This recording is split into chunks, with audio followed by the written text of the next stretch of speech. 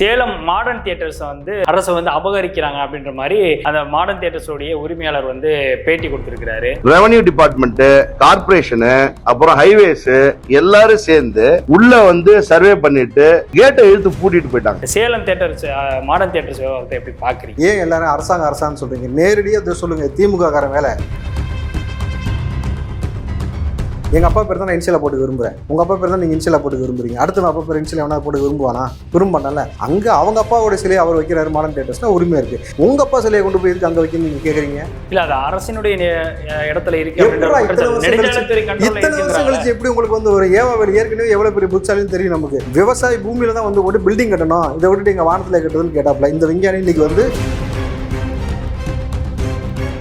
நிலத்தை யாராவது அபகரிச்சா நம்ம வந்து அரசாங்கத்திட்ட போவோம், அங்கே போய் நம்ம முறையிடுவோம், நீதிமன்றம் போவோம். ஆனால் ஒரு முதல்வரே ஒரு இடத்தை அபகரிக்கிறதுக்காக ஒரு செயலில் ஈடுபடுறான்றது அவர் சொல்ற குற்றச்சாட்டு. ஏவாவில் சொல்றாரு அதுக்கான திட்டம் எதுவுமே இல்லை அப்படிங்கிறாரு. இவங்க தரப்புல வந்து கலைஞர் சிலைக்காக இந்த மாதிரி கேட்கறாங்கன்ற விஷயத்த ஏன் கேட்டீங்க? ஏன் போய் கேட்ட போட்டீங்க? அது இல்லைன்னு மறுக்கிறார்ல. கள்ளக்குறிச்சி அந்த கட்டுப்பாட்டின் கீழே வரக்கூடிய அந்த நம்பர்லாம் குறிப்பிட்டே அவர் வந்து சொல்றாருல, ஏவாவில் சொல்றாரு இது வந்து நெடுஞ்சாலைத்துறை கண்ட்ரோல்ல வருது இந்த ஆர்ச்சி அப்படின்னு. சரி, நம்மளும் நம்பர் குறிப்பிட்டு எடுத்து கொடுத்தா ஓகேவா? எடுத்து கொடுக்கணுமா? கிட்டத்தட்ட 28 இடத்துல சென்னை சுற்றி இருக்கக்கூடிய 28 இடத்துல ஏறி இருந்துச்சு. எல்லாத்தையும் டாக்குமெண்ட் பட்டா நம்பரோட நான் சொல்றேன், எலெக்ஷனுக்கு முன்னாடி கொண்டு வந்து எல்லாத்தையும் உங்களுக்கு கொடுக்குறேன், இருப்பீங்களா? நீங்கள் இந்த மாதிரி 4000 கோடி நக்கிட்டு போய் மக்களை சாவடிச்சிங்க தெரியுமா? உங்களுக்கு வேணா முச்சந்தியில் செலவைக்கலாம், அப்பாவுக்கு பிள்ளைக்கு செலவைக்கலாமா சொல்லுங்க? அதுக்கு வேணா நான் வேணா ஊராக போய் காசு கலெக்ட் பண்ணிட்டு வரேன், நீங்கள் முச்சந்தியில் செலவைக்க சொல்லுவோம். ஆனால் சிலைக்கு என்ன மாலை விழுன்னு எனக்கு தெரியாது. எந்த அறிவும் எந்த புரிதல் நம்ம நடு ரோட்டில் இருக்க நல்லா இருக்க ரோட்டில் ஃபார்மர் ரேஸ் கார் நடத்துறது அதுக்கு இன்னைக்கு வந்து 21 கோடி அதுக்கு செலவாயிருக்கு. எவன் அப்போட்டு காசு? உங்கள் அப்போட்டு காசு அன்னைக்கு கேட்குற இது எவன் அப்போட்டு காசு? எங்கள் காசு தானே. அறிவாலயமாக இருக்கட்டும், முரசொலி இடமா இருக்கட்டும், வள்ளுவர் கோட்டமாக இருக்கட்டும், உயர் நீதிமன்றம் இருக்கிறதே குளம் தானே, ஸ்டேடியம் இருக்கிறது குளம் தானே, முகப்பேர் இருக்கிறது குளம் தானே, ரெட் ஏரி இருக்கிற ஏரியா ஆக்குப்பை பண்ணிக்கலாம் குளம் தானே. எல்லாத்தையும் கிளியர் பண்ணுவியா? அதுவும் அரசாங்க இடம் தான். இதே ஏவாவுக்கு நான் கேட்குறேன், அரசாங்க இடம்னு சொல்கிறீங்களே, இதெல்லாம் யார் இடம்? ஒப்போட்டு இடம், அரசாங்க இடம் தானே, கவர்மெண்ட் இடம் தானே. இங்கே இவ்வளோ பில்டிங் ஆக்கிரமிச்சிருக்கீங்களே, இதை கிளியர் பண்ணிட்டு மாடர்ன் கேட்டுக்கலாம்.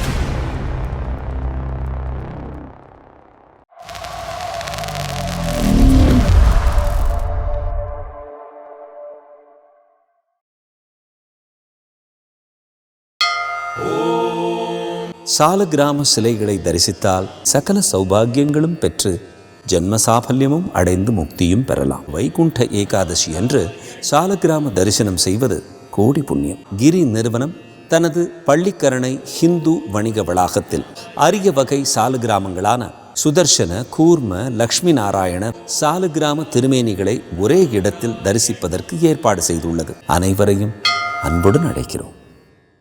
ஐத்தமிழ் நேயர்களுக்கு வணக்கம். இன்றைய நேர்காணலில் நம்முடைய இணைந்திருப்பவர் காங்கிரஸ் கட்சியை சேர்ந்த திரு ராவுத்தர் இப்ராஹிம் அவர்கள். அவரிடம் நடப்பு அரசியல் குறித்து விவாதிக்கலாம். வணக்கம் சார். வணக்கம் கிலோர், எப்படி இருக்கீங்க? நல்லா இல்லை கிலோர். இந்த நேரத்தில் எப்படி இருக்கீங்கன்னு கேள்வி கேட்கலாமா? சொல்லுங்க. நலம் விசாரிக்கிறது அப்படி கேட்கக்கூடாது சார். இன்னும் உயிரோடு இருக்கீங்களா? சரி, நல்லது சார், சந்தோஷம் சார் தான் கேட்கணும். இன்னைக்கு இருக்க சூழ்நிலை. ஏன்னா நான் தொடர்ச்சியாக வேலைச்சேரி, அதுக்கப்புறம் இந்த ஒரு வாரம் 10 நாளாக வந்து நார்த் மெட்ராஸ் ஃபுல்லாக இருந்துட்டு நீச்சல் அடிச்சு வந்தீங்களா? நீச்சல் அடிக்கிறது மட்டுமா? ஐயோ, ஏன் கேட்குறீங்க? படாத பாடுபட்டு போட்டெல்லாம் வாடகைக்கு வாங்கி போனோம். அதுக்கப்புறமேட்டு இன்றைக்கு இருக்கக்கூடிய சூழலில் போய் பார்க்கும்போது எண்ணூர் பக்கம்லாம் போயிட்டு வந்திருக்கிறோம். மிகப்பெரிய பிரச்சனை, மிகப்பெரிய ஸ்கின் டிசீஸ், நிறைய விஷயம் இருக்குது. நம்ம தொடர்ந்து பேசுவோம். அதனால் இருக்கீங்களா அப்படின்னு மட்டும் கேளுங்க. தமிழ்நாட்டில் இனிமேட்டு அப்படி தான் கேட்கணும். ஓகே. இப்போ இந்த சூழ்நிலை இன்னைக்கு வந்து காலையிலேருந்து மிகப்பெரிய அளவில் ஒரு சர்ச்சை ஏற்படுத்திட்டு இருக்கு. சேலம் மாடர்ன் தியேட்டர்ஸை வந்து அதில் இருக்கக்கூடிய அந்த ஆர்ச்சை வந்து அரசு வந்து கையகப்படுத்துகிறாங்க, அரசு வந்து அபகரிக்கிறாங்க அப்படின்ற மாதிரி அந்த மாடர்ன் தியேட்டர்ஸோடைய உரிமையாளர் வந்து பேட்டி கொடுத்துருக்கிறாரு. அதற்கான டேட்டாவெலாம் பக்கமான டாக்குமெண்ட்டோட பேசுகிறாரு. அது தொடர்பான வழக்குகள் சம்மந்தமாகவும் நிறைய விஷயங்கள் வந்து எடுத்து சொல்கிறாரு. இது வந்து எங்களுடைய பெயரில் தான் இருக்குது, நாங்கள் அதற்கான ஆதாரங்கள் எல்லாமே ஆவணங்கள் எல்லாமே வச்சுருக்கோம் அப்படின்ற விஷயத்த சொல்கிறாங்க. ஆனால் இந்த பக்கம் அமைச்சர் ஏவாவேலு ஒரு விளக்கம் கொடுத்துருக்கிறாரு.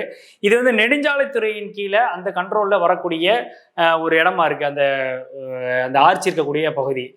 அதில் வந்து வேற கலைஞர் சிலை வைப்பதற்கோ அல்லது வேறு ஏதாவது திட்டம் கொண்டுவதற்கான திட்டம் கிடையாது இப்போதைக்கு அப்படின்ற மாதிரி அவர் ஒரு விளக்கத்தை கொடுத்துருக்கிறாரு.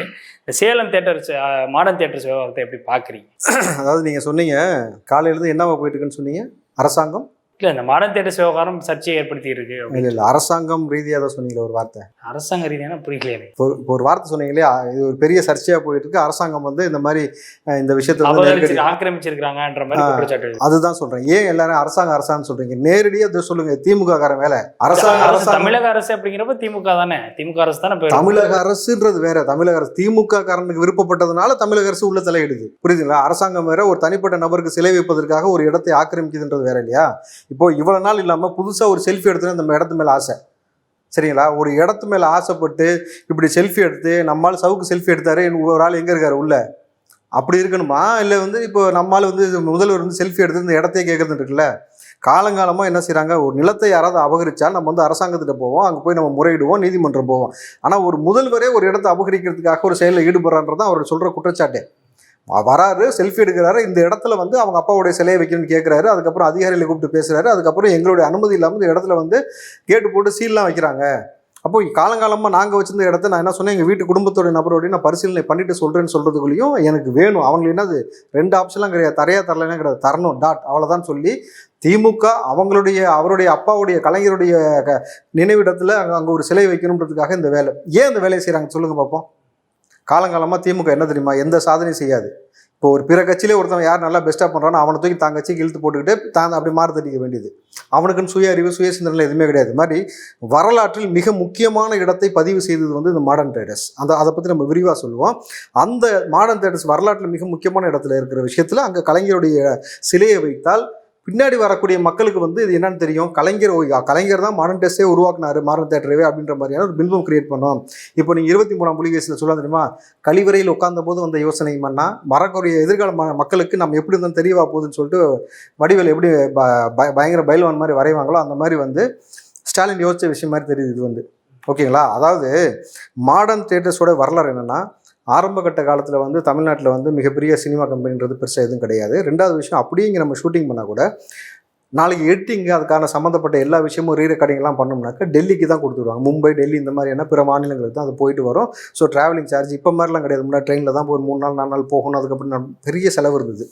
ஸோ இந்த மாடர்ன் சினிமாஸை இந்த மாதிரி ஒரு சினிமாவை ஏன் நம்ம உருவாக்கக்கூடாது, இப்படி ஒரு விஷயத்தை நம்ம செய்யக்கூடாது அப்படின்னு சொல்லி அந்த மாடர்ன் தியேட்டர்ஸ் ஓனருக்கு வந்த ஒரு யோசனை தான் வந்து பார்த்திங்கன்னா, சேலத்தில் கிட்டத்தட்ட 15 ஏக்கரில் இடம் வாங்கி மிகப்பெரிய ஒரு முகப்பு அது வந்து அமைச்சு ஒரு பெரிய ஆர்ச் மாதிரி கிரியேட் பண்ணி இங்கேயே எல்லா வேலையும் செய்ய ஆரம்பிக்கிறாங்க. ஸோ இங்கேயே ரெக்கார்டிங் பண்ணுறது, ரீரெக்கார்டிங் பண்ணுறது, ஷூட் பண்ணுறது, பல மாநில படங்களை எடுத்ததுன்னு சொல்லி. மாடர்ன் தியேட்டர்ஸோட இன்னொரு பெருமை என்னன்னாக்கா, முதல்ல டபுள் ஆக்ஷன் படம் தமிழ்நாட்டில் வந்து மாடர்ன் தியேட்டர்ஸ் தான் உருவாச்சு. அதே மாதிரி முதல்ல பார்த்தீங்கன்னா கலர் படம், பிளாக் அண்ட் ஒயிட்டில் தான் ஆரம்ப காலத்தில் பார்த்துக்கிட்டு இருந்தாங்க. கலரில் வந்து பார்த்தீங்கன்னா அலிபாபாவும் 48களும் எம்ஜிஆர் நடித்த படம் தான் ஃபஸ்ட்டு இந்த தமிழ்நாட்டில் கலர் படம் வந்தது. ஸோ அதை எடுத்து தான் அவங்க தான் முதல்ல வந்து பார்த்தீங்கன்னாக்கா ஆங்கில படம், தமிழ்நாட்டில் ஒரு ஆங்கில படம் எடுத்தாங்கன்னா அதுவும் மாடர்ன் தியேட்டர்ஸ் தான் பண்ணுச்சு. அதே மாதிரி முதல்ல பேசும் படம், ஆரம்ப காலத்தில் வெறும் வந்து சார்லி சாப்ளின் எப்படி வந்து மைமிங் பண்ணுவாங்களோ அந்த மாதிரி படங்கள் இருந்த காலம் போய் பேசும் படத்தை உருவாக்குனது இந்த மாடர்ன் தியேட்டர்ஸ். சினிமாவில் மிகப்பெரிய வரலாறை பதிவு செஞ்சது மாடர்ன் தியேட்டர்ஸ். அந்த தமிழன் யார் அப்படின்னு பார்க்கும்போது அந்த இடத்துல வர மக்களுக்கெல்லாம் கலைஞருடைய நினைவு சின்னம் இருந்துச்சுன்னா இவர் தான் நினைப்பாங்கிறதுக்காக, புரியுதுங்களா? அதுக்காக திருட்டுத்தனம் பண்ணுறதுல திமுக எப்பயுமே முனைப்பாக இருக்கும். அதில் இப்படி ஒரு வேட்ரு எப்படி அவங்க அப்பாவுக்காக, சார் நான் ரொம்ப சிம்பிளாக கேட்குறேன், கிலோ எங்கள் அப்பா பேர் தான் நான் இன்ஷியலாக போட்டு விரும்புகிறேன், உங்கள் அப்பா பேர் தான் நீங்கள் இன்ஷியலாக போட்டு விரும்புறீங்க, அடுத்த அப்பா பேர் இன்ஷியல் எவனா போட்டு விரும்புவானா? விரும்பல. அங்கே அவங்க அப்பாவோட சிலையை அவர் வைக்கிறாரு மாடர்ன் தியேட்டர்ஸ்னால் உரிமை இருக்குது. உங்கள் அப்பா சிலையை கொண்டு போய் எதுக்கு அங்கே வைக்கணும்னு நீங்கள் கேட்குறீங்க? இல்லை, அது அரசினுடைய இடத்துல இருக்கு. இத்தனை வருஷம் கழிச்சு எப்படி உங்களுக்கு வந்து ஒரு ஏவாவேல் ஏற்கனவே எவ்வளோ பெரிய புத்தாலின்னு தெரியும் நமக்கு. எனக்கு எவ்வளோ சொத்து பற்றி எனக்கு இருக்கு, என் பொண்டாட்டி பிள்ளைங்களுக்கு இருக்கு, எனக்கே தெரியலனாரு. உனக்கு என்னென்ன இருக்குன்னு உனக்கே தெரியல, ரைட்டா? 2வது விவசாய பூமியில தான் வந்து பில்டிங் கட்டணும், இதை விட்டுட்டு எங்க வானத்துல கட்டுறதுன்னு கேட்டாப்ல. இந்த விஞ்ஞானி ரோடு போடுறதுக்கு சிப்காட் அமைக்கிறதுக்காக. ஸோ இன்னைக்கு வந்து பாத்தீங்கன்னா அடுத்த இடத்த வந்து திருடிட்டு இப்போ உடனே அவர் கொடுக்கலன்னு இன்றைக்கு உங்களுக்கு அது புறம்போக்கு இடமா மாறுது, அரசாங்க இடமா மாறுதுன்னு. அப்போ இவ்வளவு நாள் காலமா உங்களுக்கு தெரியல. முதல்வர் போய் செல்ஃபி எடுத்தா மட்டும் தான் தெரியுது எவ்வளவு பெரிய உரிமை மீறல். சொல்லுங்க பார்ப்போம். அப்போ நீங்கள் தொடர்கதையை இதே மாதிரி அராஜகம் பண்ணிக்கிட்டு இருந்தீங்கன்னா, ஏற்கனவே வேங்கை வயலேருந்து 4000 கோடி நக்கிட்டு போனது வரைக்கும் உங்கள் மேலே பெரிய அதிருப்தியில் இருக்காங்க மக்கள். இந்த நிமிஷம் வரைக்கும் செத்துக்கிட்டு இருக்காங்க. நான் ஏன்னா வட சென்னைக்கு போய் ஒவ்வொரு விஷயத்தையும் நான் வந்து கூர்ந்து கவனிச்சுட்டு வந்தேன்னா சொல்கிறேன். அந்த மக்கள் படக்கூடிய வேதனை, ரணவேதனை இருக்கு இல்லையா? இப்போ மறுபடியும் அந்த மக்கள் வந்து இப்போ இன்னிலிருந்து மழை ஸ்டார்ட் ஆயிடுச்சு. இந்த மழையில் வந்து மீண்டும் வந்து பார்த்தீங்கன்னா 2% தானே இருக்குது. 10-11 நாளுக்கு கடந்துருச்சு. இந்த 2% வேலை எப்போ முடிப்போன்னு சொன்னாங்களா? இதுக்கு மேலே தண்ணி தேங்கான்னு சொன்னாங்களா? மறுபடியும் தண்ணி தேங்கி மறுபடியும் வெள்ளம் வச்சுன்னு வச்சுங்களேன், மிகப்பெரிய கலவரம் வன்முறையாக மாதிரி நாளைக்கு கவர்னர் ஆட்சி வர்றதுக்கு இதை விட ஒரு பெரிய ஒரு வழிவகையே கிடையாது. இந்த சூழலில் நீங்கள் இந்த மாதிரி அத்துமீறல்கள் அராஜகம் பண்ணிக்கிட்டே போனீங்கன்னாக்கா இது தமிழ்நாட்டு மக்கள் கூர்ந்து கவனிச்சுட்டு இருக்காங்க. உங்கள் அப்பா சிலையை அங்கே உடைக்கிறதுக்கு எவ்வளோ நேரம் ஆகும்?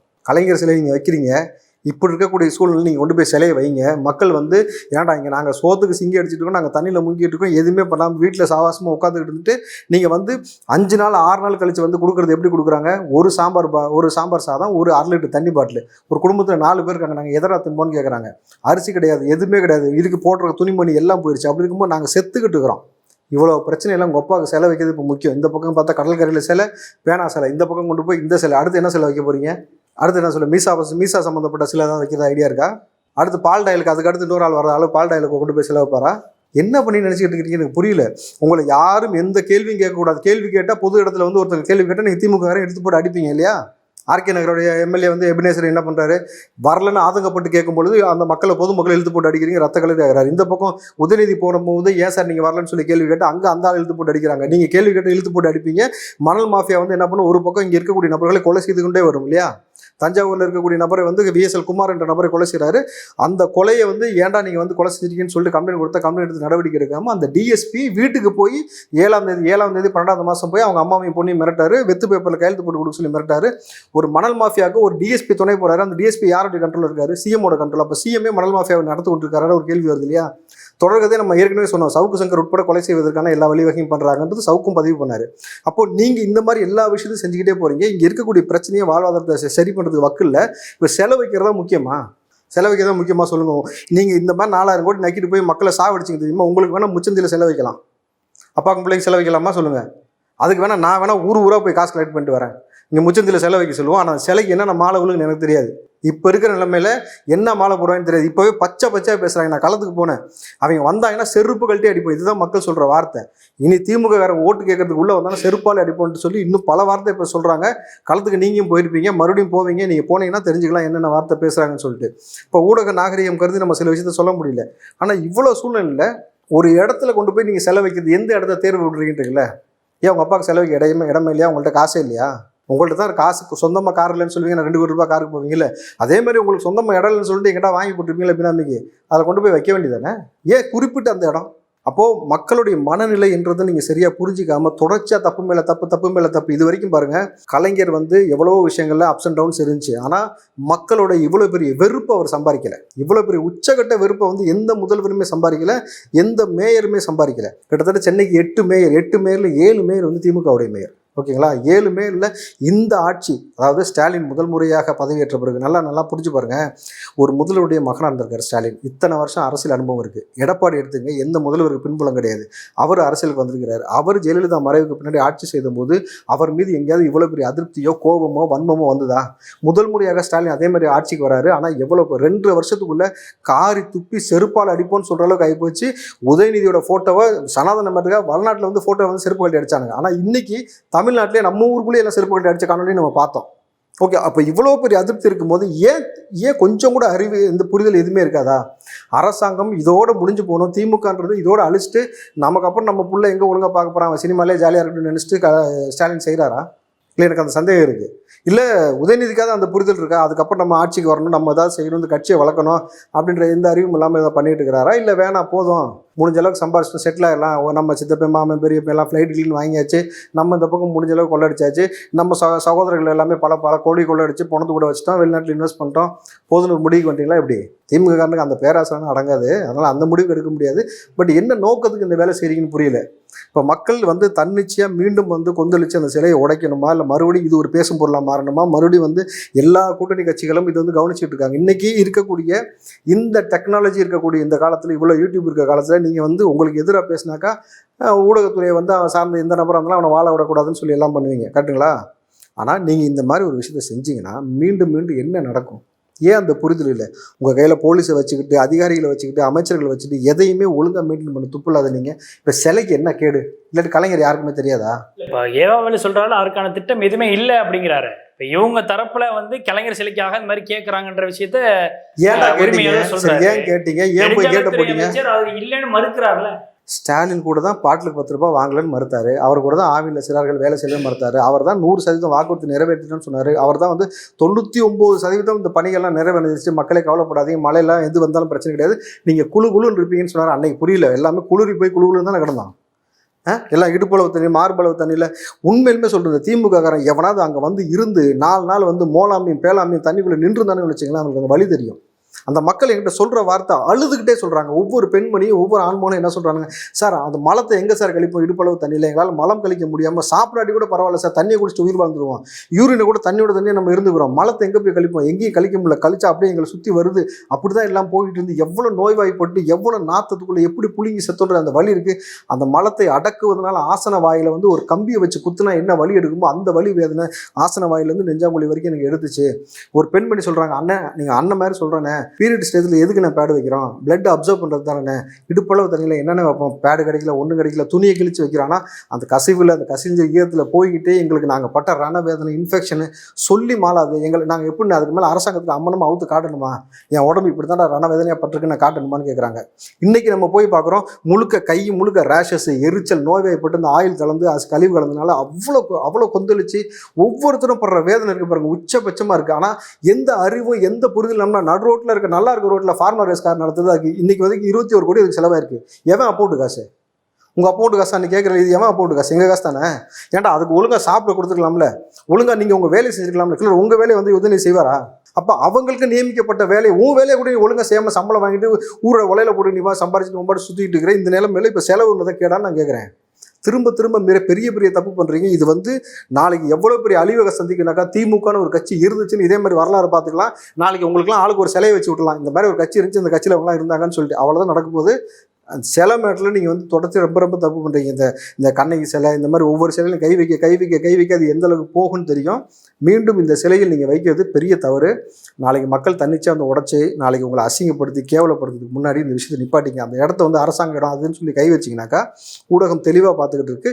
நாளைக்கு இதே மாதிரி இதே பிரச்சனை திரும்பி வரும். எதுக்கு வரும்னு நினைக்கிறீங்க? முரசொலி இடத்துக்கு வரும். அந்த இடம் யாருது? அதுக்கு பத்திரம் எங்க? ஃபஸ்ட்டு அதுக்கு பைசல் பண்ணிட்டு இந்த இடத்துக்கு வாங்க, அதுக்கு பைசல் பண்ணுங்க. அறிவாலயம் எடுக்கிறது என்ன இடம்? வள்ளுவர் கோட்டை கேட்டுக்கிறது என்ன இடம்? ஏரி குளம் தானே. ஏரி குளம் கன்ஃபார்மாக தெரியல, இடிப்பியா? இடிக்கணும். நீ உண்மையாலுமே மானஸ்தான் ரோசம் உள்ள நபரே நீ அரசாங்க இடம்னு சொல்கிறல்ல, சென்னையில் இது வரைக்கும் ஆக்கிரமிச்சிருக்க ஏரி குளம் இருக்கிற இடத்துல என்ன மயிறு கிட்டஇருந்தாலும் சரி இடிச்சுட்டு திருப்பி ஏரி குளமாக கொடு. அறிவாலயமாக இருக்கட்டும், முரசொலி இடமா இருக்கட்டும், வள்ளுவர் கோட்டமாக இருக்கட்டும், உயர்நீதிமன்றம் இருக்கிறதே குளம் தானே, ஸ்டேடியம் இருக்கிறது குளம் தானே, முகப்பேர் இருக்கிறது குளம் தானே, ரெட் ஏரி இருக்கிற ஏரியா ஆக்குப்பை பண்ணிக்கலாம் குளம் தானே. எல்லாத்தையும் கிளியர் பண்ணுவியா? அதுவும் அரசாங்க இடம் தான். இதே ஏவாவளுக்கு நான் கேட்குறேன், அரசாங்க இடம்னு சொல்கிறீங்களே, இதெல்லாம் யார் இடம்? ஒப்ப இடமா? அரசாங்க இடம் தானே, கவர்மெண்ட் இடம் தானே. இங்கே இவ்வளோ பில்டிங் ஆக்கிரமிச்சு வச்சிருக்கீங்களே, இதை கிளியர் பண்ணிட்டு மாடர்ன் தேட்டருக்கு வா. இதை கிளியர் பண்ணிட்டு மக்களுக்கு வாழ்வாதாரத்தை கொடுத்துட்டு நீங்கள் வாங்க. நீங்கள் திருப்பி ஒவ்வொரு இந்த நிலம் சம்பந்தது பட்டா சம்மந்தப்பட்டதுன்னு இப்படி பேச ஆரம்பிச்சிங்கன்னா ஏதோ தொட்டு ஏதோ நெடுஞ்சாலைத்துறை கள்ளக்குறிச்சி அந்த கட்டுப்பாட்டின் கீழே வரக்கூடிய அந்த நம்பர்லாம் குறிப்பிட்டே அவர் வந்து சொல்றாருல, ஏவாவில் சொல்றாரு, இது வந்து நெடுஞ்சாலைத்துறை கண்ட்ரோலில் வருது இந்த ஆர்ச்சி அப்படின்னு. சரி, நம்மளும் நம்பர் குறிப்பிட்டு எடுத்து கொடுத்தா ஓகேவா? எடுத்து கொடுக்கணுமா? கிட்டத்தட்ட 28 இடத்துல சென்னை சுற்றி இருக்கக்கூடிய 28 இடத்துல ஏறி இருந்துச்சு. எல்லாத்தையும் டாக்குமெண்ட்டு பட்டா நம்பரோட நான் சொல்கிறேன். எலெக்ஷனுக்கு முன்னாடி கொண்டு வந்து எல்லாத்தையும் உங்களுக்கு கொடுக்குறேன். இடிப்பீங்களா? நான் இப்போ பெரிய டீம் ஒர்க் பண்ணிட்டு தான் இருக்கிறோம், இல்லாமல்லாம் கிடையாது. திரும்பி ஒவ்வொரு இடத்துல எங்கெங்கே ஏரி எங்கெங்கே குளம் இருந்துச்சுன்றதை கிட்டத்தட்ட 28 இடங்கள் இருக்குது, நான் கொண்டு வந்து கொடுக்குறேன்.